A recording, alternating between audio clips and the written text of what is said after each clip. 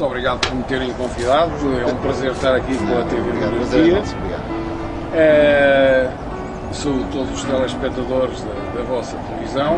E sobre esse tema, é um tema muito complicado, porque é um espaço geoestratégico, é um espaço de afirmação potencial de Portugal, mas temo que com a crescente federalização da Europa, em que boa parte dos nossos partidos, nomeadamente os chamados partidos do Central, PSD e PS, defendem uma crescente federalização e uma crescente extensão da União de Estados soberanos para os Estados Unidos da Europa. Eu temo que Portugal venha a ser grandemente prejudicado, e aliás já há tentativas da Comissão Europeia de se apropriar, digamos, do mar português. Bom, mais a mais agora, com a nova fase, que é a fase da plataforma continental, que está a ser negociada no seio das Nações Unidas, entre Estados soberanos, a União Europeia tem-se tentado intermeter no assunto e esteve quase a declarar, digamos, o mar europeu. Bom, felizmente, outros países que não Portugal, segundo as notícias que eu tenho, nem se opôs nem disse nada, mais uma vez. Outros países opuseram-se e, portanto, esse processo está um bocado em banho-maria, graças a Deus, por Portugal. Agora, o mar, nós temos 3 milhões de quilómetros quadrados de mar, a caminho dos 4 milhões de quilómetros quadrados. Eu não falho em milhas náuticas, porque senão depois a conversão de quilómetros em quilómetros é mais fácil das pessoas perceberem. E é isso que está em causa. E é um mar rico em recursos biológicos, é um mar rico em recursos eventualmente naturais, está bastante cartografado, está já bastante estudado, tanto por nós como por outros países, mas tem-nos faltado uma coisa, é vontade política, uma estratégia definida e os meios para a prosseguir. Ora, enfim, este tema que ficou na moda, graças a Deus, por causa de um estudo do professor Hernani Lopes sobre a matéria, porque até aí os sucessivos governos não prestaram o mínimo de atenção à questão do mar. Pode ser que agora, dado o trabalho das Universidades dos Açores, da Universidade do Minho, da Universidade de Aveiro e da Universidade Católica também, se consiga finalmente influenciar decisivamente os poderes políticos em Portugal, seja qual for o partido que esteja no governo, de forma a nós, soberanamente, podermos tomar conta daquilo que é nosso, que é o mar.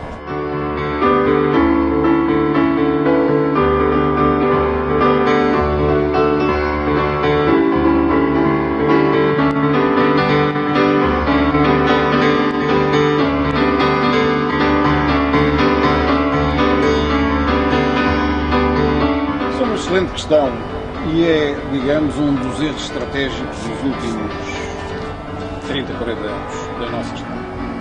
Portugal sempre foi um país europeu, que é, nós demos sempre uma influência, uma dimensão ou uma importância superior ao Atlântico, e nomeadamente à nossa relação com os Estados Unidos e com as ex-províncias ultramarinas, agora Estados soberanos. Nós temos aí uma plataforma de diversificação de dependências. Esta coisa de um país ser independente, não há nenhum país do mundo independente. Todos os países precisam uns dos outros. E adquire-se a independência quanto mais diversificada for a dependência de cada país. Os Estados Unidos, neste momento, o seu interesse estratégico está, como muito bem disse, no Pacífico. Está crescentemente a dirigir-se para o Pacífico, que é o seu mar natural e a sua zona natural de expansão, e a deixar a Europa, até porque desapareceu aquela ameaça que existiu até 1991, de um conflito do mundo bipolar entre um sistema comunista e um sistema capitalista. Desaparecendo essa ameaça, os Estados Unidos crescentemente estão-se a virar para onde há mais consumidores potenciais. Portanto, estamos a falar de países como a China, com 1,6 bilhões, a Índia com 1,2, enfim, uma zona no mundo que está em desenvolvimento e que será, digamos, uma área de expansão natural.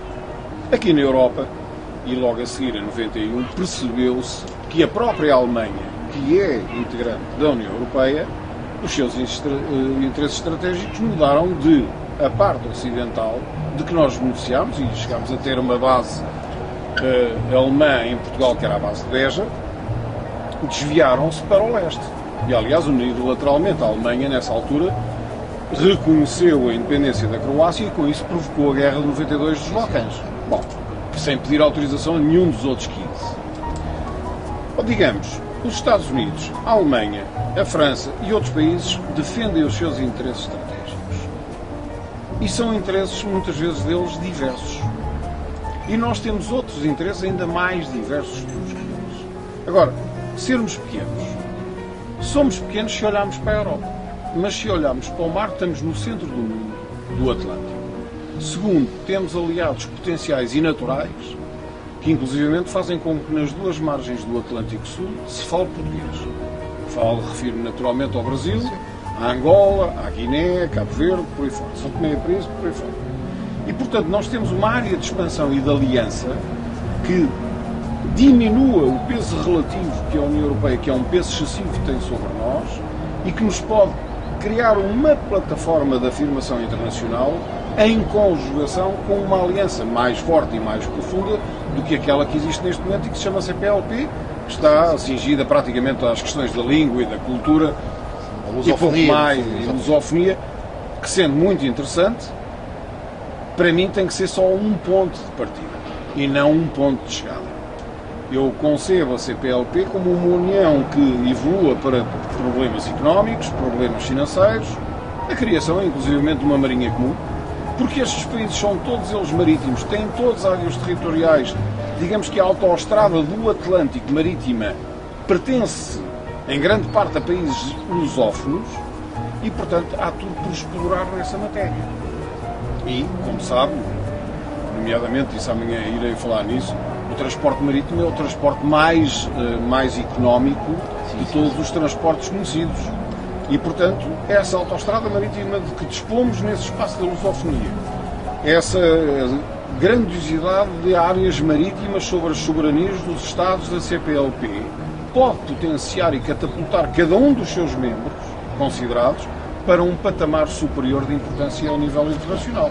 Assim haja vontade política. Mas isto tudo prende-se por uma coisa. Embora a CPLP seja uma ideia portuguesa traçada em 1967 na Sociedade de Geografia de Lisboa, foi o Brasil que deu o primeiro pontapé e continua a ser o país mais interessado. Portugal há 40 anos não tem um plano estratégico nacional.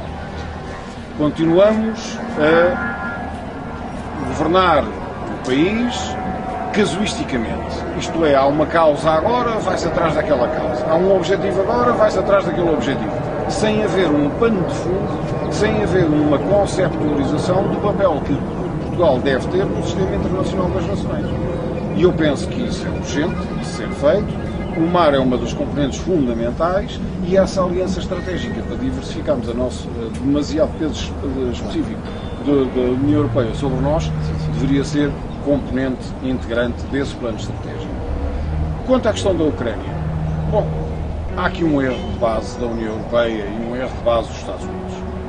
Pensaram que pelo facto de se ter desfeito a União Soviética e ter a Rússia regressado às suas fronteiras originais, pelo menos em termos europeus, pensava-se que a Rússia tinha acabado. Passava a ser uma potência sem qualquer importância. Esqueceram-se de vários fatores. Primeiro, eles são quase 300 milhões de habitantes. Segundo, é uma potência nuclear. Terceiro, tem muitos recursos, tanto naturais como, inclusivamente, de trigo, para não falar de outros recursos, o que faz deles um país potencialmente muito rico e forte. E é uma plataforma no hinterland asiático e europeu que continua a ser, e continuará a ser, e já era desde 1411, uma potência internacional. Esqueceram-se que, desde Catarina a Grande, a Rússia queria o acesso a mares quentes. E que a Crimeia era essa possibilidade que foi conquistada no tempo de Catarina a Grande a começar. Vir agora a União Europeia provocar uma convulsão interna na Ucrânia, que está na borda da fronteira geoestratégica da Rússia. É um conflito artificial. É um conflito artificial que pode ter consequências muito graves para o Ocidente e que, vamos lá ver se energeticamente isto não vai ter consequências muito drásticas e que vai eventualmente reverter um processo que se pensava vir agora ser uma evolução positiva da União Europeia em termos económicos, se não vai retroceder por causa disso. Eu penso que há uma falta de pensamento estratégico, não só em Portugal, como também na União Europeia.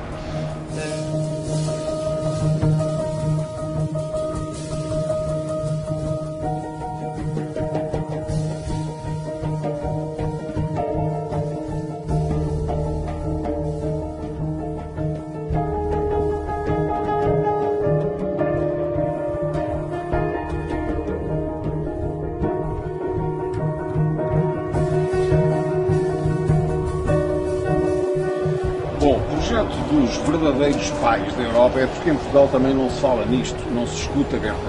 Os verdadeiros pais da Europa eram intergovernamentalistas, ou seja, não queriam uma Europa política, queriam unir a Europa por aquilo onde lhe mais dói, mas por outro lado, porque mais conserva, há mais a perder se desintegrar, que é o problema exatamente económico, e das liberdades de circulação, das liberdades de estabelecimento, enfim.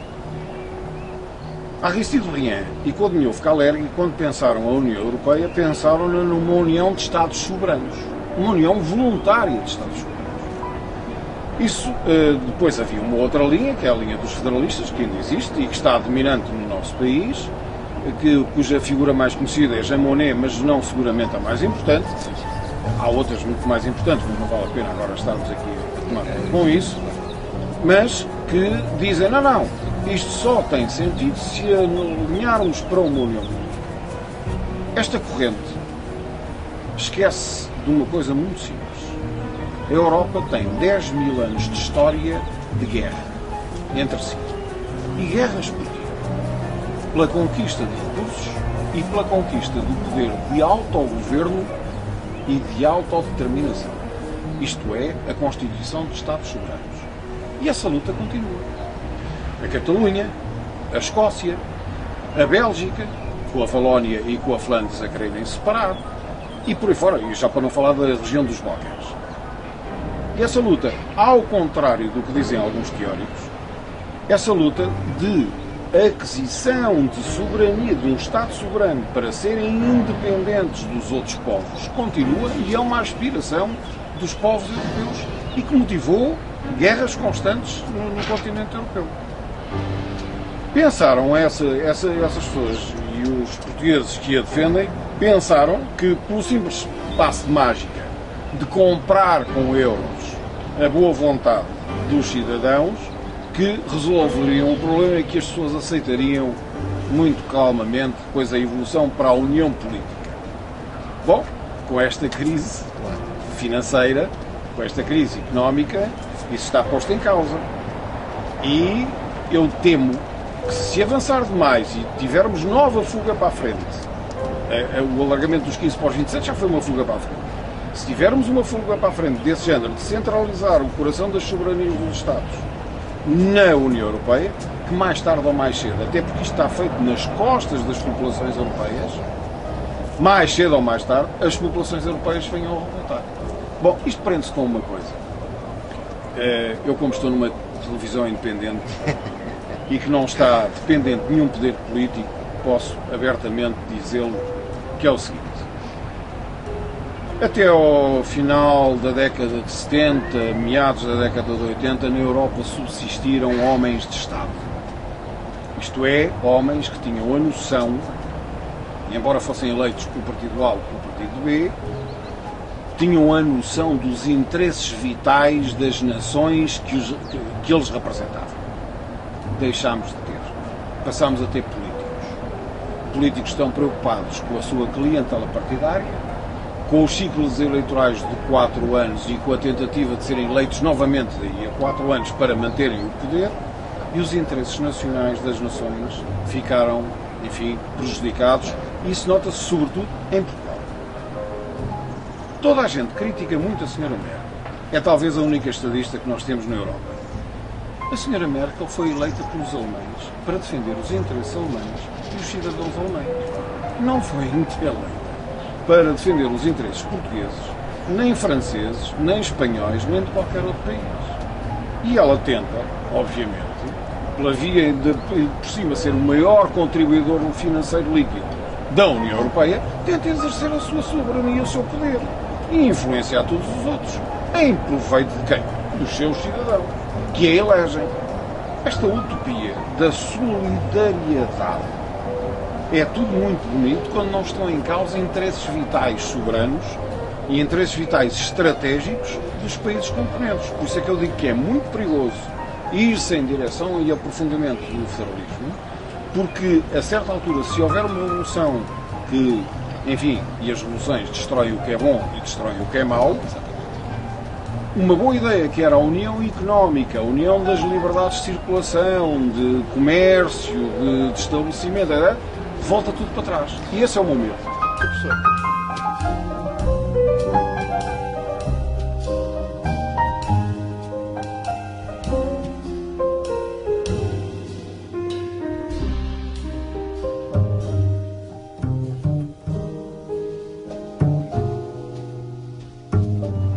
Ora, isso é uma pergunta, é uma grande rasteira, mas eu vou tentar responder com a minha visão, a minha modesta opinião.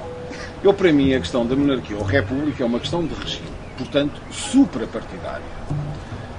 Há monárquicos da esquerda, há monárquicos da direita, há monárquicos centristas, enfim, há republicanos da direita, da esquerda, enfim. É uma questão de regime. E eu, normalmente, nas discussões que tenho com várias pessoas, tento sempre separar essa matéria. Digamos que a questão do regime, sendo em boa parte dos países monárquicos, haveria, até pelos laços familiares que existem entre as famílias reinantes, seria um facilitador de relações a nível das esfias do Estado. Por outro lado, como a monarquia é um sistema mais estável de regime, porque não estamos presos a calendários eleitorais para eleger o rei, porque o rei é para toda a vida, portanto, daria uma maior estabilidade institucional e, em termos de símbolos nacionais, proporcionaria um maior aprofundamento das coesões nacionais e, depois, nas suas inter-relações, por isso, poderia proporcionar uma melhor relação entre os vários Estados europeus. Agora, a questão que me põe no outro patamar é a questão política ou das soberanias dos Estados. Bom, as nações são independentes ou não são independentes e depois delegam num Estado a sua soberania. E isso no sistema internacional prefigura o reconhecimento interpares, prefigura serem tratados de igual para igual no sistema internacional e, portanto, o que nós, portugueses, estamos a fazer com o sistema republicano que temos é uma subordinação a interesses internacionalistas, não curando dos interesses nacionais. Houve uma palavra que em Portugal, Sr. Arquiteto, não sei se tem reparado, que se tornou maldita: nacionalista. As pessoas sabem minimamente o que quer dizer nacionalismo. Nacionalismo é um sentimento de pertença a uma nacionalidade. Agora, como em tudo na vida, QB, se nós sublimarmos ou exagerarmos, pelo contrário, se exagerarmos no sentimento que forma a rejeição de outras nacionalidades, então torna-se nocivo. Mas o sentimento nacionalista é um sentimento nobre, de pertença a uma comunidade. Eu sou português, não sou chinês, não sou norte-americano, não sou espanhol. Bom, e portanto, esses sentimentos e esses valores têm que vir normalmente são mais bem defendidos e mais conscientemente assumidos por regimes monárquicos do que por regimes republicanos. Isto daria para uma longa conversa, mas não sei se lhe respondi. Sim, claramente. Basicamente.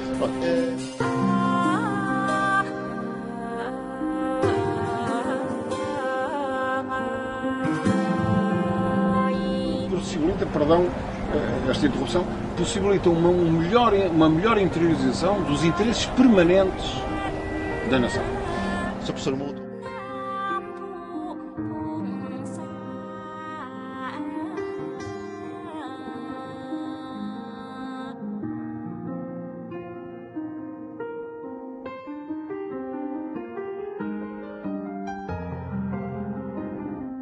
A minha opinião que eu defendo há muitos anos, e aliás em 94, houve uma proposta de lei do CDS-PP na Assembleia da República para retirar o impedimento de haver um referendo sobre essa matéria da questão do regime. para os portugueses poderem pronunciar livremente se queriam um regime monárquico ou se queriam um regime republicano. Foi chumbado pelo PSD, pelo PS, pelo PCP e, na altura, pela UDP. Ainda os resquícios. Portanto, houve uma primeira tentativa de um partido que está dentro do sistema político-partidário vigente. O modelo da Terceira República está esgotado. Este sistema semi-presidencialista fazia sentido num regime autocrático, não faz sentido num regime democrático. Porque o Sr. Presidente da República, independentemente da figura que o ocupa, na prática não tem poder nenhum. Na prática não gostam de lhe chamar, mas é um corta-fitas. Criticavam tanto o Almirante Américo Tomás por ser um corta-fitas. Bom, o Presidente da Terceira República não é mais que um corta-fitas.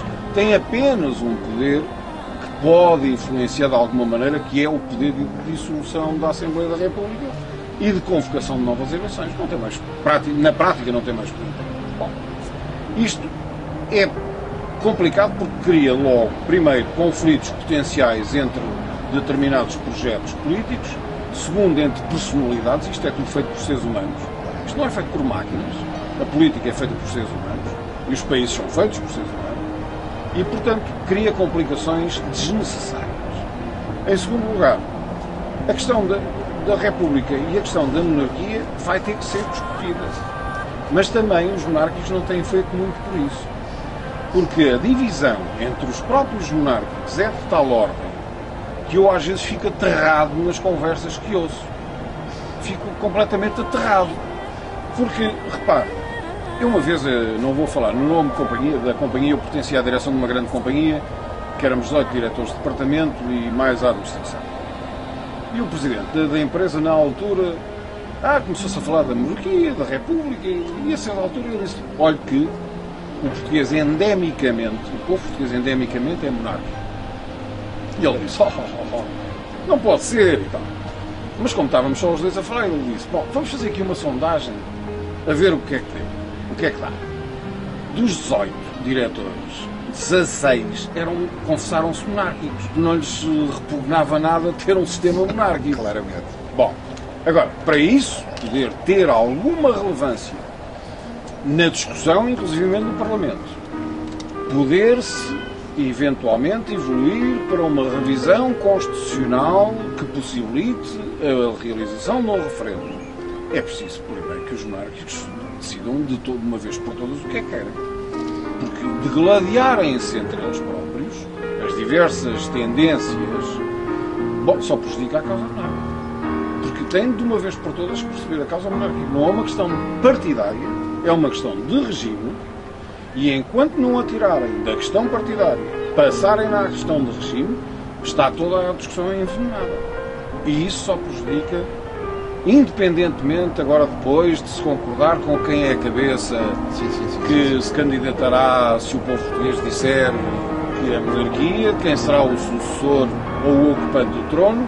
Isso é uma discussão que pode ser, como em 1383 se abriu, como em 1638 se abriu, é uma discussão em aberto. Nada está indefinido. Bom, mas isso é uma outra questão. A questão primária é ver qual regime é que o povo português quer. Mas para isso, digamos que a maioria tem que se reconhecer nas pessoas que falam sobre essas causas e que veem alguma viabilidade disso acontecer. Eu peço desculpa de ser um bocado rude, mas eu só sei ser frontal, não sei de outra maneira. Não, Sr. Professor.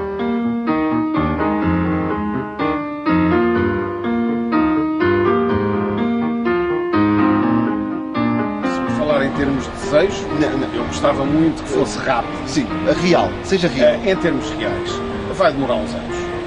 Vai demorar uns anos porque as mentalidades não se mudam de um dia para o outro. Em Portugal, como somos todos portugueses, há uma doença que ainda há bocado falávamos antes da nossa entrevista, que é a doença das capelinhas. Os portugueses gostam muito de uma capelinha, mas agora depois tu és daquela capelinha, não és da minha. Isso, os portugueses têm que ter alguma volta, digamos, de modificação da sua mentalidade para poderem ter um sentido mais gregário, um sentido mais aglutinador que faça com que haja grandes tendências e então aí estaremos em condições. Ou seja, se me perguntar se houvesse alguém dentro da nossa causa de regime que prefigurasse indiscutivelmente uma união das várias fações e pusesse a discussão no patamar onde ela deve estar, eu penso que a um nível dos 10 anos, 15 anos, poderíamos estar em condições de discutir claramente e abertamente a questão.